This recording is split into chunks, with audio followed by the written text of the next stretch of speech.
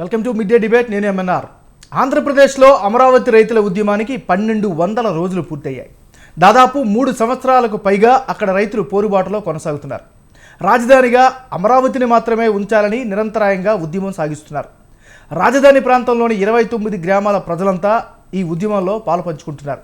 2 విడతలుగా రాష్ట్రంలోని 2 ప్రాంతాలకు పాదయాత్ర చేసి వచ్చారు. దేశ రాజధాని ఢిల్లీలో సైతం ఆందోళన చేపట్టి నిరసనలు తెలియజేశారు. ఆంధ్రప్రదేశ్లో అధికార పార్టీ వైసీపీ మినహా అన్ని పార్టీలు రైతుల ఉద్యమానికి మద్దతుగా నిలుస్తున్నాయి. అసలు అమరావతి పైన ఏం జరిగింది, ఏం జరుగుతుంది, ఏం జరిగే అవకాశాలు ఉన్నాయి? దీనిపైనే ఇవాల్టి mid day debate.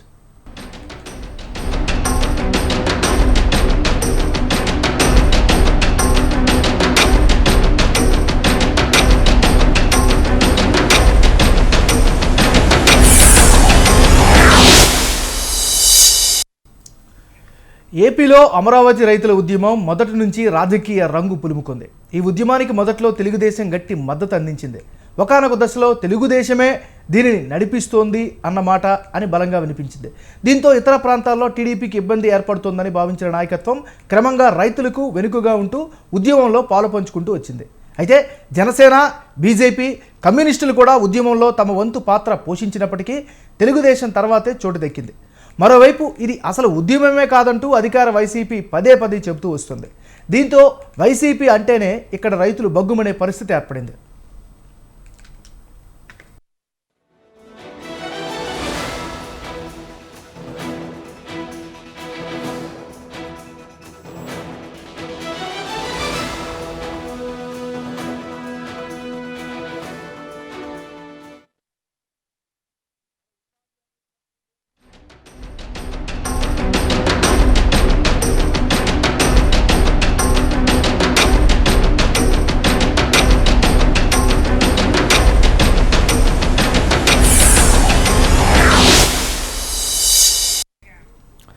So Amaravati ఉద్యమానికి 1200 రోజులు. సో దీనిపైన ఇవాళ డిబేట్లో పాల్గొనడానికి మదిరెడ్డి శ్రీనివాసరెడ్డి గారు వైఎస్ఆర్ కాంగ్రెస్ పార్టీకి సంబంధించినటువంటి ప్రతినిధి, అదేవిధంగా బొల్లా వెంకటరమణ గారు తెలుగుదేశం పార్టీకి సంబంధించినటువంటి ప్రతినిధి మనతో పాటు ఈరోజు డిస్కషన్లో పాల్గొన్నారు. మరి కాసేపట్లో శిరీష గారు అమరావతి రైతు జేఏసీకి సంబంధించినటువంటి సభ్యులు ఆమె కూడా పాల్గొంటారు. ముందుగా ఇవాళ మన డిబేట్ని వెంకటరమణ గారితో ప్రారంభిద్దాం. వెంకటరమణ గారు నమస్కారం. నమస్కారం అండి. సార్ చెప్పండి, అమరావతి రాజధానికి సంబంధించినటువంటి సరే గతం ఇంతవరకు ఏం జరిగిందని అందరికీ తెలుసు, దాని గురించి మనం వెనక్కి వెళ్లాల్సిన అవసరం లేదు. కానీ ఈ రోజుకి 1200 రోజులకి చేరుకుంది అక్కడ రైతులు చేస్తున్నటువంటి దీక్షలు కావచ్చు, లేకపోతే ఉద్యమం కావచ్చు. దీన్ని మీ పార్టీ ఏ విధంగా చూస్తోంది? నమస్కారం అండి మీకు, అలాగే స్వతంత్ర న్యూస్ వీక్షకులకి, తోటి పానలిస్టులకి నా నమస్కారాలు. ఏం లేదండి, అంటే అసలు ప్రజలు అంటే రైతుల యొక్క మనోభావాలు ఈ ప్రభుత్వానికి అర్థమవుతుందా లేదా అనేది ఫస్ట్ క్వశ్చన్ అండి. ఎందుకంటే 1200 రోజులుగా వాళ్ళు దీక్షలు రకరకాల పాదయాత్ర చేశారు, నిరాహార దీక్షలు చేశారు, తర్వాత పొర్లు దండాలు పెట్టారు, మోకాళ్ళ మీద నడిచారు. ఎన్ని రకాలుగా రైతులు పాపం వారు ప్రభుత్వాన్ని వేడుకున్న అట్లీస్ట్ ఈ పాషాణ హృదయం అంటారు చూసారండి, అంటే అంతకంటే దారుణమైనటువంటి పరిస్థితులు ఈరోజు జగన్మోహన్ రెడ్డి గారి గవర్నమెంట్ లో కానివ్వండి, ఆయన కానివ్వండి. ఒక నిమిషం మనకు ఒక అప్డేట్ అవుతుంది. ఇప్పుడు అక్కడ దీక్షా శిబిరం దగ్గర కాస్త హడావుడి జరుగుతున్నట్టుగా ఉంది.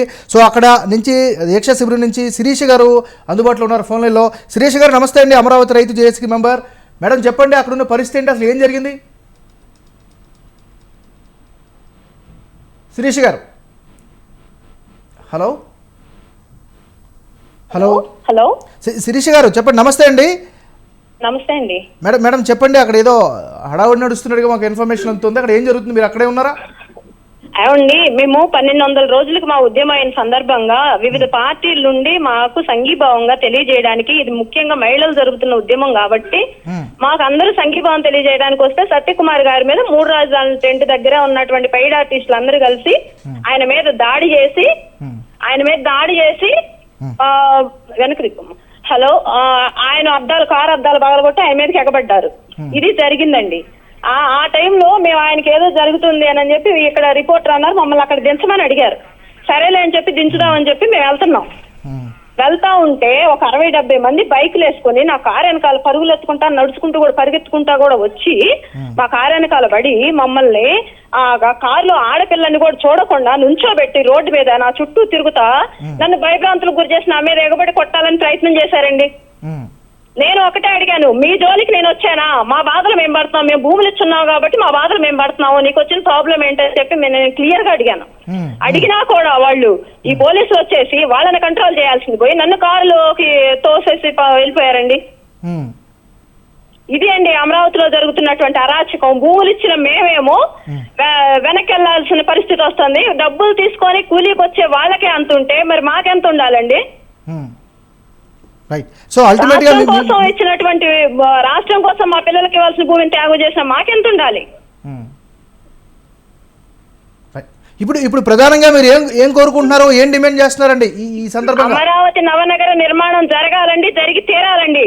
అది ఎవరి కోసం? ఆంధ్ర రాష్ట్ర భవిష్యత్తు కోసం, అంతేగాని ఏ ఒక్కరి స్వార్థం కోసం, ప్రాంతం కోసమో లేదంటే వ్యక్తిగత స్వార్థం కోసం, పార్టీల కోసం కాదండి. ఆంధ్ర రాష్ట్ర భవిష్యత్తును కాపాడాలంటే అమరావతి నగర నిర్మాణం అనేది జరిగి తీరాలి. కాకపోతే మీరు చేస్తున్న దాంట్లో రియల్ రైతులు లేరు అనేటటువంటి ఒక వాదన కూడా ఇన్నాళ్ళుగా వినిపిస్తుంది కదా, దానికి ఏమంటారు మీరు? రియల్ రైతులు కాకపోతే ఇప్పుడు నేను ఎవరినండి? పొలం ఇచ్చిన రైతులు కాదా? అక్కడ ఉన్న సెంటర్లో ఉన్న వాళ్ళు ఎవరండి? పొలం ఇచ్చిన రైతులు కాదా? రియల్ రైతులు కాబట్టే 1200 రోజులు చేరుకుంది ఉద్యమం, లేకపోతే ఎప్పుడో వెళ్ళిపోయేదండి. కానీ అంటే మిగతా పార్టీలన్నీ కూడా మద్దతు ఇస్తున్నా, కేవలం వైఎస్ఆర్ కాంగ్రెస్ పార్టీ మాత్రమే దీనిపైన దీనిగా ఉంది. అంటే దీన్ని ఏ విధంగా చూస్తున్నారు మీరు? వైసీపీలో కూడా కొంతమంది కళ్ళు తెరుచుకొని వచ్చారు కదండి. వైసీపీ వాళ్ళు కూడా కొంతమంది వచ్చారు కదా. ఇంకెవరు కావాలి? ఎవరు రావాలండి? సరే శిరీష్ గారు, ఒక విషయం చెప్పండి ఈ సందర్భంగా. సరే మీరు చెప్తారని ఆశిస్తున్నాను. మీరు 2 యాత్రలు చేశారు, ఏది న్యాయస్థానం టు దేవస్థానం అని ఒక యాత్ర చేశారు, పాదయాత్ర, అది అయిపోయింది. తర్వాత ఈ అరసవెల్లి వరకు అనుకుంటా అదొక పాదయాత్ర స్టార్ట్ చేశారు. మధ్యలోనే ఎందుకు ఆపేయాల్సి వచ్చింది శిరీష్ గారు? ఏంటండి మధ్యలోనే రెండో యాత్రని ఎందుకు ఆపేయాల్సి వచ్చింది అనేటటువంటి ఒక విమర్శ గట్టిగా వినిపిస్తోంది కదా, దానికి ఏం చెప్తారు శిరీష్ గారు? రెండో పాదయాత్రకు కూడా ఏం జరిగింది అనేది మనం కళ్ళారా చూసున్నామండి. దాని గురించి ప్రత్యేకంగా చెప్పుకునేది ఏముందండి? రైట్, ఓకే, డిస్కనెక్ట్ అయినట్టు మళ్ళీ మనం కాంటాక్ట్ అయ్యే ప్రయత్నం చేద్దాం. ఒకసారి శ్రీనివాసరెడ్డి గారి దగ్గరికి వెళ్దాం. శ్రీనివాసరెడ్డి గారు, సరే అధికారంలో రాకముందు అమరావతిని కొనసాగిస్తాం, అమరావతి నుంచి రాజధానిని ఎక్కడికి తీసుకువెళ్ళలేము అని చెప్పారు కాబట్టే మేము ఓట్లేసాము అనేటటువంటి ఒక బలమైనటువంటి వాదన మొదటి నుంచి తొలి రోజు నుంచి కూడా మీ ప్రభుత్వం పైన కానీ మీ నేతల పైన కానీ ఉంది. సో ఈరోజు 1200 రోజుకు చేరుకుంది, ఏం చెప్తారు మీరు? రఘునందన్ గారు, ముందుగా మీకు, స్వతంత్ర వీక్షకులకు, అదేవిధంగా సోదరులు వెంకటరమణ గారికి గుడ్ ఆఫ్టర్నూన్ అండి. సార్ చెప్పండి. ఇక్కడ ఈ యొక్క అమరావతి స్థల నిర్ణయమే ఒక తప్పుల తడకండి. ఒక తప్పుల తడక, అనేక రకాలైనటువంటి వివాదాలకి తావిస్తూ ఆ ప్రక్రియ మొదలైంది. తర్వాత భూములు 33,000 ఎకరాల భూసేకరణ జరిగింది, స్వచ్ఛందంగా భూములు ఇచ్చారు అనేది ఒక పెద్ద అబద్ధం అండి. ఎందుకంటే అది జరగలేదు. అది జరగలేదు అనడానికి ఏంటంటే, జరగటం అంటే ఏంటంటే 64,000 ఏది ఈ ప్రక్రియ మొత్తం పూర్తి అవ్వటం అంటే స్వచ్ఛందంగా భూములు ఇచ్చారు, అది నిజమైన వాస్తవం అయితే 64,709 ప్లాట్లు కమర్షియల్ ప్లాట్లు ఇచ్చేయటం జరగాలండి. అందుకు 39,665 ప్లాట్లు మాత్రమే ఇవ్వడానికి చంద్రబాబు నాయుడు గారు ముందుకొచ్చారు. ఇంకా 25,044 ప్లాట్లు ఇవ్వాల్సి ఉంది. ఆ ఇచ్చినటువంటి ప్లాట్లు కూడా ఇస్తామని ముందుకు వచ్చినటువంటి ప్లాట్లను కూడా మరి రోడ్లు, రాళ్లు బాతి, రోడ్లు వేసి, నీటి వస్తు చేసి ఇవ్వాల్సినటువంటి పరిస్థితి. అలా ఇవ్వకపోవటం వల్ల వాళ్ళు ఎవరు కూడా 39,000 సిద్ధమైనటువంటి ప్లాట్లు కూడా తీసుకోవడానికి ఎవరు ముందుకు రాల. ఇంకా 25,044 ప్లాట్లు ఇవ్వాల్సి ఉంది. ఇవి మొత్తం ఈ యొక్క మొత్తం ప్లాట్లు 64,709 ప్లాట్లు కూడా ఈ గ్రాఫిక్స్ కాదు, మాకు కంప్యూటర్లో కాదు, ఊరకే డిజిటల్లో చూపించటం కాదు, మాకు ఫిజికల్ గా ప్రాక్టికల్ గా మాకు డెవలప్ చేసి మాకు ఇవ్వండి. అది కూడా మాకు మనం మధ్య జరిగినటువంటి వ్యాపార ఒప్పందం. ఇది త్యాగం లేదు, మట్టి కట్ట లేదండి. సరే శ్రీనివాస్ రెడ్డి గారు ఒక విషయం చెప్పండి. సరే, ఎంత దారుణంగా రైతుల్ని మీరు వ్యాపారం ఇది మట్టి కట్ట రైట్. మనం ఇప్పుడు చూస్తూ ఉన్నాం, అమరావతికి సంబంధించి 1200 రోజులుగా అక్కడ ఉద్యమం కొనసాగుతూ ఉంది. అమరావతినే ఏకైక రాజధానిగా కొనసాగించాలంటూ అక్కడ 29 గ్రామాలకు సంబంధించినటువంటి రైతులు అక్కడ ఆందోళన చేస్తున్నారు. విడతల వారీగా, దఫాల వారీగా ఇప్పటికే 2 పర్యాయాలు యాత్రకి కూడా పిలుపునిచ్చారు. అందులో మొదటిసారిగా న్యాయస్థానం టు దేవస్థానం అనేటటువంటి నినాదంతో ఒక దఫా పాదయాత్రని అదేవిధంగా కంప్లీట్ చేశారు. అది రెండోసారి యాత్రకు కూడా వాళ్ళు పిలుపునిచ్చారు. అయితే అది అరసవెల్లి వెళ్ళేటప్పుడు మరింత పొలిటికల్గా అనేకమైనటువంటి టర్న్స్ తీసుకుంది. దాంతో కోర్టు వరకు వెళ్లాల్సి వచ్చింది. కోర్టు కూడా షరతులతో కూడినటువంటి అనుమతులు ఇచ్చింది. అయితే దానిపైన రైతులు కూడా భిన్నాభిప్రాయాలను వ్యక్తం చేశారు. ఏదేమైనా ఒకానొక దశలో ఆ పాదయాత్ర అనుకున్న లక్ష్యానికి వెళ్ళక మునిపే అక్కడ ఆగిపోవడం జరిగింది. సో ఇలాంటి పరిస్థితుల్లో సుమారు ఇంకొక నెల రోజుల్లో 4 సంవత్సరాలు పూర్తి చేసుకోబోతుంది వైఎస్ఆర్ కాంగ్రెస్ పార్టీకి సంబంధించినటువంటి ప్రభుత్వం. 4 సంవత్సరాలు పూర్తయిన అమరావతి వ్యవహారంలో పీటముట్లు పడుతూనే ఉన్నట్టుగానే మనకి కనిపిస్తూ ఉన్నాయి. సో ఓవరాల్గా చూసుకుంటే ఇటువైపు తెలుగుదేశంతో పాటు మిగతా అన్ని పక్షాలు కూడా అమరావతే రాజధానిగా ఉండాలి, ఖచ్చితంగా అమరావతిలోనే రాజధాని ఉంటేనే న్యాయం జరుగుతుంది, అభివృద్ధి జరుగుతుంది అంటూ నినాదాలు చెప్తోంది. ఈవెన్ కేంద్రంలో ఉన్నటువంటి భారతీయ జనతా పార్టీకి సంబంధించినటువంటి స్టాండ్ కూడా ఇప్పటికే చాలా క్లియర్గా చెప్పింది.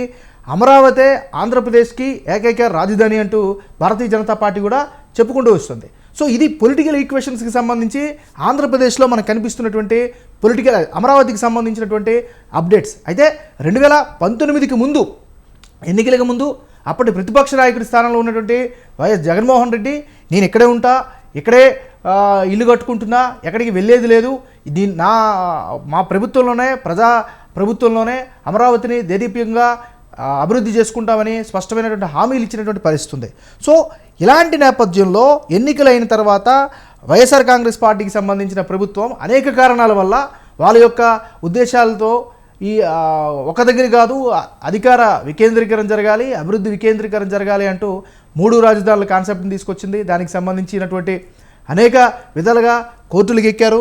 ఇటువైపు ప్రతిపక్షాలు వెళ్ళాయి, అటువైపు ప్రజలు వెళ్ళారు, అటువైపు రైతులకు సంబంధించినటువంటి వాళ్ళు వెళ్ళారు. సో ఓవరాల్గా చూసుకుంటే వీటన్నిటిని అధిగమించుకుంటూ ఈరోజు 1200 రోజులకు చేరుకుంది ఈ యొక్క అమరావతి ఉద్యమం. సరే, మళ్ళీ ఒకసారి మనం శ్రీనివాస్ రెడ్డి గారి దగ్గరికి వెళ్దాం.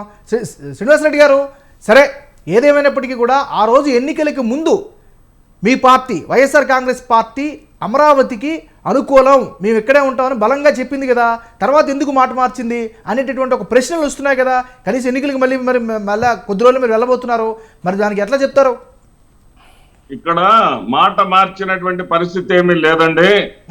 ఏదైతే అమరావతి స్థల నిర్ణయం జరిగేటప్పుడు అన్ని పార్టీలు కూడా ఈవెన్ పవన్ కళ్యాణ్ గారితో సహా అందరూ కూడా నిర్ణయాన్ని వ్యతిరేకించినటువంటి వాళ్లే. వాళ్ళు రూట్ మార్చారు కానీ వైఎస్ఆర్సీపీ ఎక్కడ కూడా రూట్ మార్చలేదు.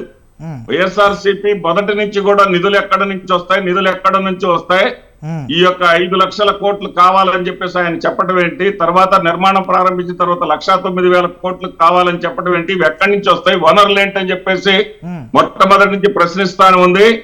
నవనగరాల నిర్మాణం ఒకే చోట పెట్టేసి 13 జిల్లాల ప్రజలను అన్యాయం చేయొద్దని చెప్తా ఉంది. అదే విధానం కట్టుబడి ఉంది. అయితే శ్రీనివాస్ రెడ్డి గారు ఒక ప్రశ్న, వాస్తవాల్లోకి వచ్చి ప్రజలకు నిజాలు చెప్పాలి,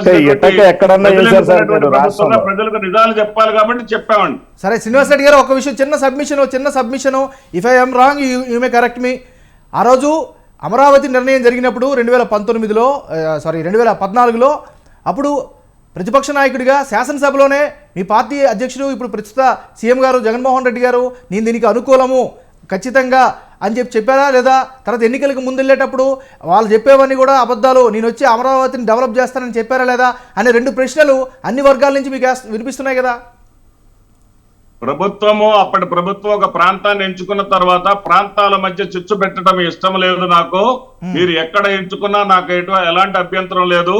కానీ 30,000 ఎకరాల ప్రభుత్వ భూమిని మాత్రమే తీసుకోండి అని చెప్పారు. కానీ రైతుల దగ్గర నుంచి భూమి తీసుకోమని, రైతుల దగ్గర నుంచి భూమిని లాగేసుకోమని, ఎక్కడ కూడా భూసేకరణ చేయమని జగన్మోహన్ రెడ్డి గారు చెప్పలేదు.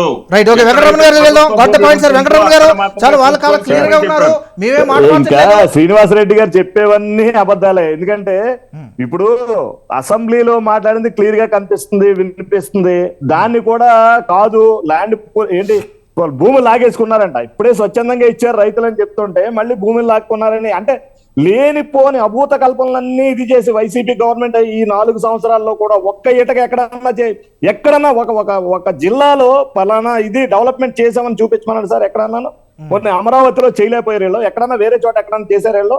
మొన్న ఎలక్షన్లు వస్తున్నాయి కదా, మళ్ళీ మొన్న కడపలో స్టీల్ ప్లాంట్ శంకుస్థాపన చేస్తారా? ఏది కొత్తగా ఏం కంపెనీలు వచ్చినాయండి? ఎంఓయూలు మొన్న కుదుర్చుకున్నారట, అది కూడా అది పెద్ద ఫేక్, అది అందరికీ తెలిసిందే. అమరావతి ఈ రోజు ఎక్కడ కూర్చుని వీళ్ళ పరిపాలన చేస్తున్నారు? అమరావతిని శ్మశానం అని ఎందుకు అన్నారు వీళ్ళు? ఇన్ని రోజులైనా కానీ వీళ్ళ చంద్రబాబు నాయుడు గారు 39,000 ఫ్లాట్లు రెడీ చేశారని చెప్తున్నారు. ఇన్ఫ్రాస్ట్రక్చర్ రెడీ అవ్వలేదు, అందుకే వాళ్ళు తీసుకోలేదని చెప్తున్నారు. అంటే ఇప్పుడు 1 by 1 డెవలప్ చేసుకుంటా వచ్చిన విధానం ఏంటి? అసలు వీళ్ళు మొత్తం ఏది కూడా అన్ని రివర్స్ టెండరింగ్ చేసుకుని ఉన్న వాటిని కూల్చుకుంటా చేసేదాన్ని ఆపేసి అసలు ఏది కూడా జరగకుండా చేసినటువంటి ప్రభుత్వం ఎవరిది అనేది ప్రజలు గమనిస్తున్నారు. అందుకే మొన్న ఎమ్మెల్సీ ఎలక్షన్ లో గ్రాడ్యుయేట్స్ కానివ్వండి, లేకపోతే ఎమ్మెల్యే ఎలక్షన్ లో వీళ్ళ ఎమ్మెల్యేలు కానివ్వండి బుద్ధి చెప్పారు. అయినా కానీ వీళ్ళ ఒక్కరి బుద్ధి మారదు. వీళ్ళ అబద్ధాలు చెప్పడం, ఈ జనాలను మభ్య పెట్టడం, ఏదో విధంగా ప్రలోభ పెట్టడం తప్పించి వీళ్ళ నిజంగా పరిపాలన చేత కాదు. వీళ్ళకి ఈ రోజు వరకు కూడా ఏ విధమైనటువంటి ఒక్క సంక్షేమం అంటే వీళ్ళ అప్పులు వెంకటరమణ గారు మీరేమీ అంటున్నారు, కానీ ఆయన చాలా కాన్ఫిడెంట్ గా చెప్తున్నారు సంక్షేమాన్ని వైనాట్ 175 అనే టార్గెట్ వెళ్తున్నాం. అదే కదండి, ఇప్పుడు వైనాట్ పులివెందుల అంటామండి. మేము కూడా వైనాట్ పులివెందులతో సహా మేము గెలుస్తున్నాం అని చెప్తున్నాం. ఈ రోజు ఆయన ఇప్పుడు 175 వైనాట్ అంటే ఆయన ఏదో అనుకున్నాడు, 151 ఏదో వచ్చేసింది, ఒక్క ఛాన్స్ అన్నాం, జనాలు ప్రజలు విశ్వసించారు. లేకపోతే వేరే వేరే వేరే కొన్ని కారణాల వల్ల అతను గెలిచారండి, మేము కాదంటలేదు. కాకపోతే ప్రజాస్వామ్యాన్ని ఈ వీళ్ళు ఎప్పుడైనా గవర్నమెంట్ వచ్చిన తర్వాత గౌరవించారా? అమరావతి రైతులు 1200 రోజుల నుంచి అంటే ఈ రోజు వరకు కూడా ఇన్ని రకాలుగా కొన్ని వందల మంది చచ్చిపోయారు రైతులు. అక్కడ వీళ్ళకి కనీసం చేమకుంటున్నట్టుందండి. ఈ సీఎం వెళ్ళి కనీసం వాళ్ళ నిరాహార దీక్ష చేస్తుంటే వెళ్ళి కూర్చుని ఈయన మాట్లాడి కనీసం వాళ్ళకి భరోసా ఇచ్చింది ఏమైనా ఉందా? కౌలు పెంచామన్నారు, అసలు కౌలే ఇవ్వలేదు 2 సంవత్సరాలు. వీళ్ళు హైకోర్టుకి వెళ్ళి, వాళ్ళు సుప్రీంకోర్టుకి వెళ్ళి, వాళ్ళ హైకోర్టు దగ్గర నుంచి వాళ్ళ యొక్క హక్కుల్ని వాళ్ళు సంపాదించుకున్నారు తప్పించి గవర్నమెంట్ కనీసం అమరావతి రైతుల గురించి ఇంత కూడా ఆలోచించలేదని ఖచ్చితంగా చెప్పగలం సార్.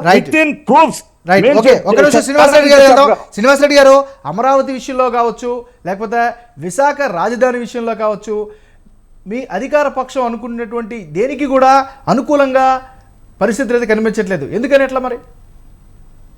సార్, ఇక్కడ వెంకటరమణ గారు చాలా చక్కగా మాట్లాడతారు, చాలా సౌమ్యులు, చాలా మర్యాదస్తులు. ఆయన నేను గౌరవిస్తా, ఎందుకంటే ఆయన పార్టీ స్టాండ్ ఆయన వినిపించడంలో తప్పులేదు, ఆయన్ని నేను గౌరవిస్తాను కూడా. అయితే ఇక్కడ ఏమంటున్నానంటే డెవలప్మెంట్ జరగలేదు అనేది చాలా తప్పండి. ఎందుకంటే ఒక్క కనకదుర్గ వారధిని, చిన్న కనకదుర్గ వారధిని 5 ఏళ్లలో పూర్తి చేయలేకపోయాడు చంద్రబాబు నాయుడు గారు. ఆ వారధిని పెండింగ్ పనులు పూర్తి చేసి ప్రారంభించిన వ్యక్తి జగన్మోహన్ రెడ్డి గారు. అదే విధంగా విజయవాడ కానుకొని బెంజ్ సర్కిల్ లో దగ్గర ఉన్నటువంటి ఒక ఫ్లైఓవర్ ని చంద్రబాబు నాయుడు ప్రారంభించిన దాన్ని ఏం చేయలేకపోయాడు, జగన్మోహన్ రెడ్డి గారు చేశారు. మళ్ళీ జగన్మోహన్ రెడ్డి గారే శంకుస్థాపన చేసి జగన్మోహన్ రెడ్డి గారు ప్రారంభించినటువంటి పక్కన ఉన్నటువంటి ఫ్లైఓవర్ ఉంది.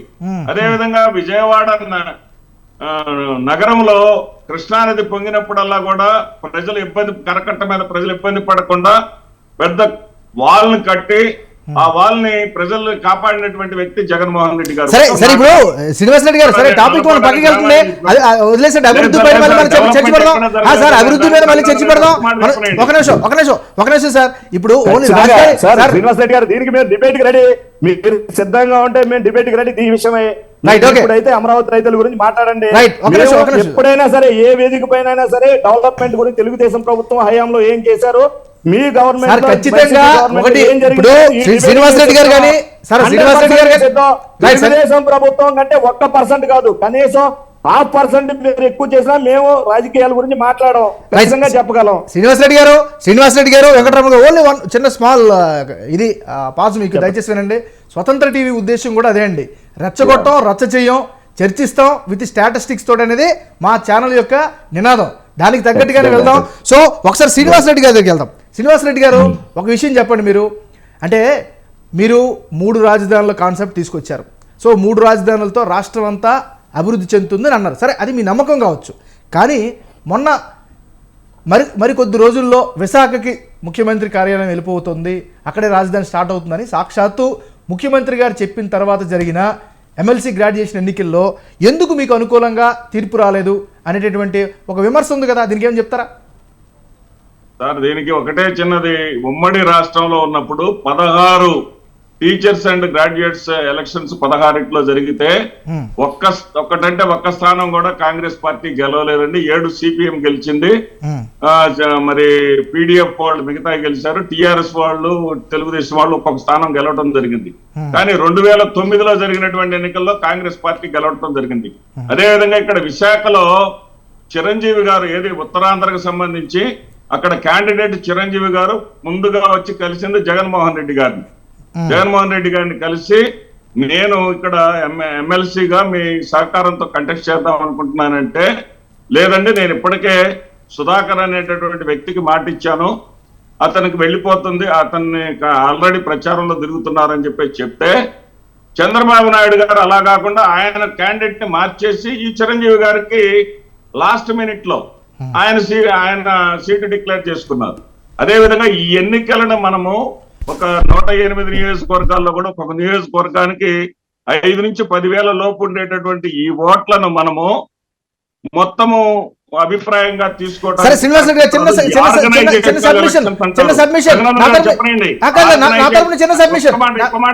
చెప్పినాక మీరే అడుగురండి. ఆర్గనైజేషనల్ ఎలక్షన్స్ అంటారు.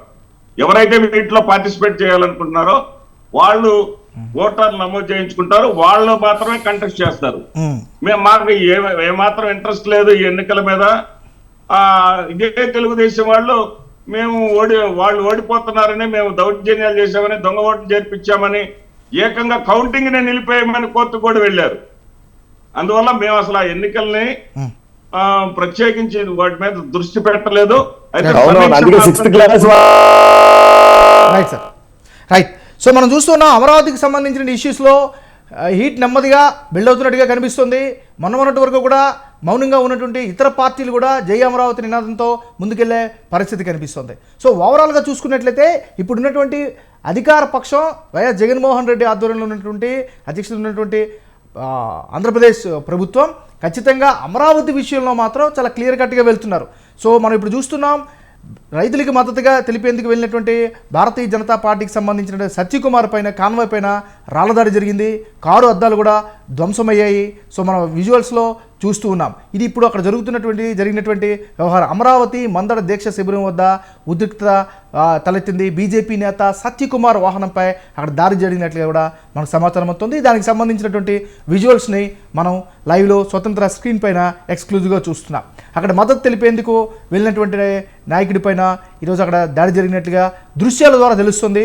ఇంకా డీటెయిల్స్ ఇంకా తెలియాల్సి ఉంది. ఎందుకు జరిగింది, ఎక్కడ జరిగింది, ఈ దాడికి దారి తీసినటువంటి అంశాలు ఏంటి, ఎందుకు ఇంతవరకు వచ్చింది అనేది మనం చూడాల్సి ఉంది. మరోవైపు పోలీసులు కూడా అక్కడికి సమయంగా చేరుకున్నట్టుగా కనిపిస్తుంది. దానికి సంబంధించినటువంటి విజువల్స్లో మనం చూస్తున్నాం.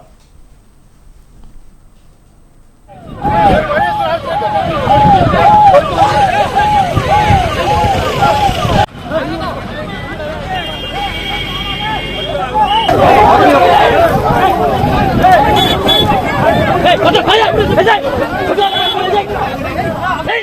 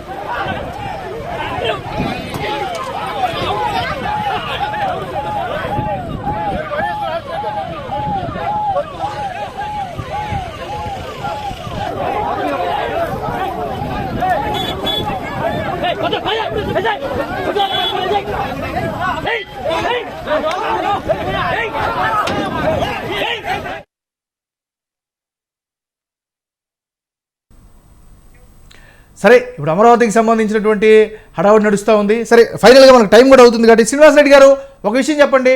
ఇప్పుడు రానున్న కాలంలో అమరావతి గురించి ప్రజల్లో ఏం చెప్పబోతున్నారు, ఎలా ముందుకు వెళ్ళబోతున్నారు? ఫైనల్గా చెప్పండి, టైం కూడా మనకి అవుతుంది. దేని గురించి సార్?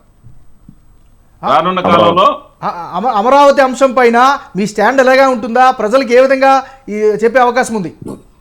సార్, అన్ని ప్రాంతాలు సమమే. ఇక్కడ అమరావతి రైతులకు ఏదైతే గత ప్రభుత్వం ఆశలు రేపిందో వాళ్ళ ఆశలు నెరవేర్చడానికి, వాళ్ళ ఆశయాలు నెరవేర్చడానికి, వాళ్ళకి ఆర్థికంగా ఏ విధమైనటువంటి కష్ట నష్టాలు లేకుండా చూసుకోవడానికి మాక్సిమం ప్రయత్నం చేస్తుందండి. చిత్తశుద్ధితోటి వైఎస్ఆర్సీపీ ప్రభుత్వం ప్రయత్నం చేస్తుంది. ఏ రైతుకు కూడా అన్యాయం జరగటాన్ని ముఖ్యంగా జగన్మోహన్ రెడ్డి గారు సహించలేదు. Right, okay. మనకి వెంకటరమణ గారితో వెళ్తా. ఫైనల్ గా చెప్పండి సార్ వెంకటరమణ గారు, మనకు టైం కూడా అవుతుంది. సో నిలిచేది గెలిచేది అమరావతి అని చంద్రబాబు నాయుడు గారు ఈ రోజు స్టేట్మెంట్ ఏది ఇచ్చారు? నిలిచేది గెలిచేది అమరావతి, నెక్స్ట్ గవర్నమెంట్ ఫామ్ చేసేది తెలుగుదేశం, చంద్రబాబు నాయుడు. అంటే ఏ నమ్మకంతో చెప్తున్నారు? 100% సార్. ఈ రోజు ప్రతి ఓటరు, ప్రతి వ్యక్తి కూడా ఈ రోజు ప్రభుత్వం మారాలి, పాలన మారాలి, చంద్రబాబు నాయుడు గారు రావాలి, రాష్ట్రం అభివృద్ధి చెందాలి అని చెప్పి ప్రతి పౌరుడు కూడా కోరుకుంటున్నాడు. సో ఇది ఖచ్చితంగా జరిగి తీరుతుంది. తెలుగుదేశం ప్రభుత్వం వస్తుంది, అమరావతి నిలుస్తుంది, గెలుస్తుంది, అమరావతి రాజధానిగా ఉంటుంది. Right, okay. Thank you Srinivas Reddy గారు, థ్యాంక్ యూ వెంకటరమణ గారు. మీ విలువైన సమయాన్ని కేటాయించి మంచి ఇన్పుట్స్ ఇచ్చినందుకు ధన్యవాదాలు తెలియజేసుకుంటున్నాం. ఇది ఇవాల్టి మిడ్ డే డిబేట్. చూస్తూనే ఉండండి స్వతంత్ర.